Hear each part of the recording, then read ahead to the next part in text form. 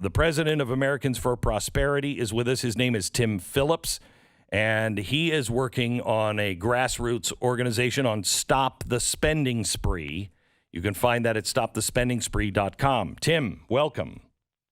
Good morning, Glenn. So glad that you're here. Is anything that I said about the dollar, I mean, roughly, I'm sure we disagree on finer points, but do you see a way out for the dollar to remain the reserve currency of the world if we continue down this road? There's no way. At some point, we're going to reach a tipping point. We're already seeing tremors, Glenn, the inflation that we're already seeing in the first 100 days of this administration, the anemic jobs reports 2 months in a row at a time when those job creation, Glenn, should be exploding. A lot of that is the spending, overheated spending that the government is doing. And you're exactly right. This would be the biggest recovery of all time, the fastest and biggest recovery. I think Donald Trump, I worried that V-shaped recovery wouldn't happen. I think it would have if the government was out of our way. Yes. It was already happening. No question about that, Glenn. And when you look at the $1.9 trillion they just spent a few weeks ago, the 2.3 in this, and I'm doing air quotes. You can't see me, but I'm doing air quotes. The infrastructure bill, with the tax increases thrown into that, and don't forget, nearly almost another $2 trillion on what the universal pre-K and the free community college, all told together, another $4 trillion approximately that they're already proposing, Pelosi, Biden, and Schumer.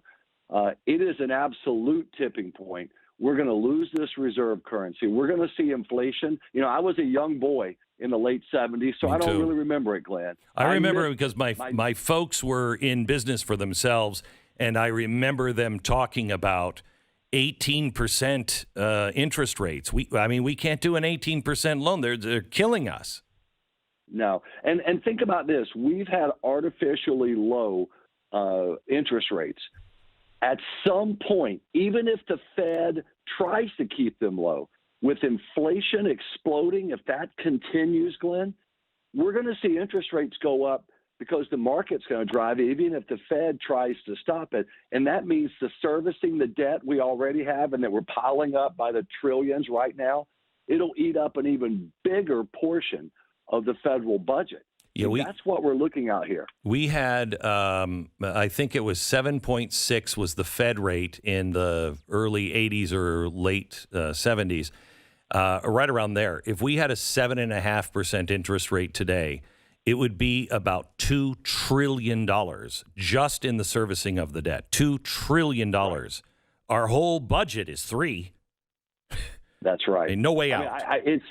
So what we're talking about here is a spiral that could literally wipe out this economy of ours. I don't think that's an exaggeration. Certainly our prosperity and freedom would be wiped out or curtailed. So it's a crucial moment for the country right now on the spending and size of government front. It's going to be hard with forbearance, with the if you understand what the government did and forbearance and what that's going to mean to renters and people who own their houses who haven't paid the rent or the mortgage for a while, I think you're going to have a lot of people that are going to be ready for the government to give them yet another handout. The Republicans are almost useless in Washington. How are you going to convince the American people that this has got to stop? The media is not going to help us. We know that, the dominant media. Sadly, the corporate culture, and you were just talking about what's happening there with this woke and the woke move and frankly, the drift toward a partnership with government rather than freedom among a lot of big business, sadly to say that. What we're doing in Americans for Prosperity is a congressional district by congressional district march to build grassroots support, awareness, to go after, in a constructive way, to go after this infrastructure bill to make sure that we're delivering tens upon tens of thousands of individualized contacts to these members' offices. Because here's what we're finding. The first 3-4 months of this new Congress, they've been able to run through in the House of Representatives some extreme legislation. I know you've covered it, this election bill, the PRO Act, so much else, under the radar screen.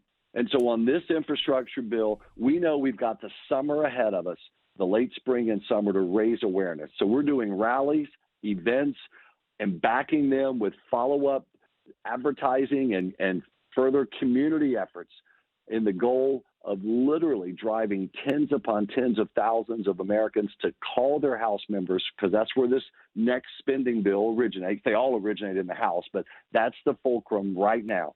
And here's the thing. We're only talking about needing to flip, I believe, roughly a dozen and a half Democrats on this big tax and spend package. And so we've got to make sure the Republicans are feeling pressure, because you're right. On spending, they have been a disaster, Glenn. You know that. Disaster. You've documented it. They've been a disaster.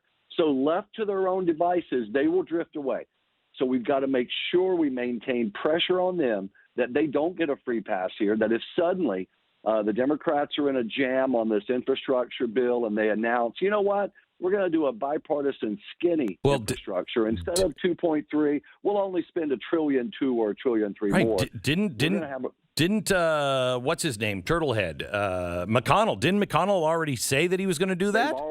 They have already started talking about that, and so that's why it's not only the Democrats. We're also making sure. And here's the thing, Glenn.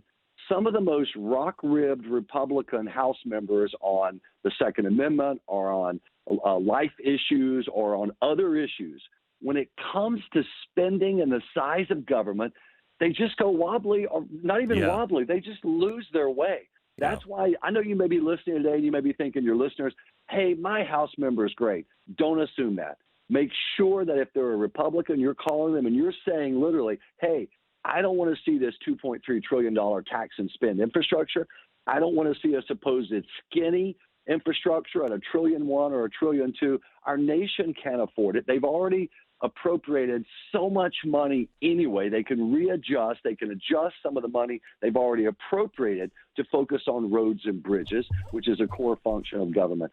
So that's why we're asking people, make sure your House member is locked in and feeling your feelings, your beliefs on this. Yes, we got a few dozen Democrat districts. I was just in, I'm still in Dallas, by the way. I was in Congressman Allred's district in the Dallas suburbs last night for a big event at the Museum of Biblical Art.